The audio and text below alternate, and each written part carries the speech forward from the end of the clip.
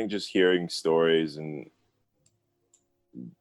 just being around people that told the story. I was a part of when I got to high school, I was a part of a African-centered, rites of passage program. Okay. So it was important to know your history.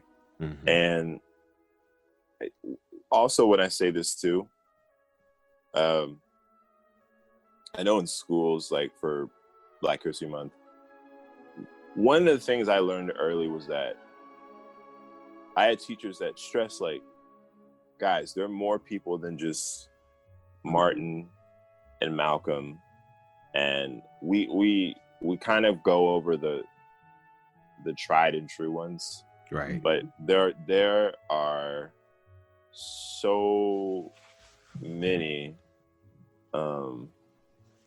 There's so many like Paul Robeson, Charles Drew. Like there's so many Benjamin Banneker, and like they do different stuff. Gordon Parks, right? So Gordon Parks did Shaft. Yep. But people know him as a photographer, right? So there's a duality. It's like he's a dope photographer, but Shaft, one of the cinematic classics of all time, like he did that. So in other words, there are Black and brown folks who are blazing trails in different fields, but they may also do other stuff too. That's really dope. So I was very fortunate to grow up around people that stressed knowing, like Kurt Flood. Like Kurt Flood's the reason why we got like free agency in sports.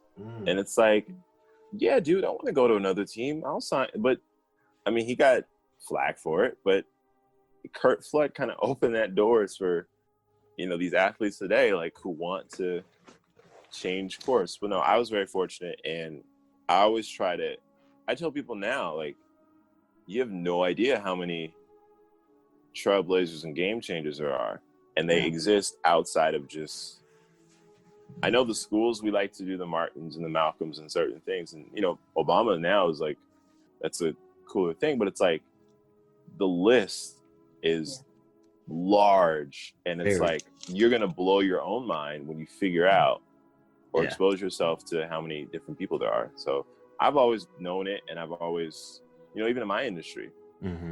So who are the Black play-by-play people? Like that's always who did radio, like like I grew up listening to Tom Joyner in the morning, right? Yeah. So it's like so he just retired too, didn't he? Yes, he did. Yes. He did. Yeah. So Tom Joyner, it's like a trailblazer. Was he the first to do radio? No, but Tom carved out a lot of space. Scholarships, HBCUs, still has the cruise, I believe. But like, forgot about the cruise. What do you mean you forgot about the cruise? I said I almost forgot about the cruise. Oh man, I mean it's not happening right now. But no, like different, like Petey Greens, like there are different radio people that are.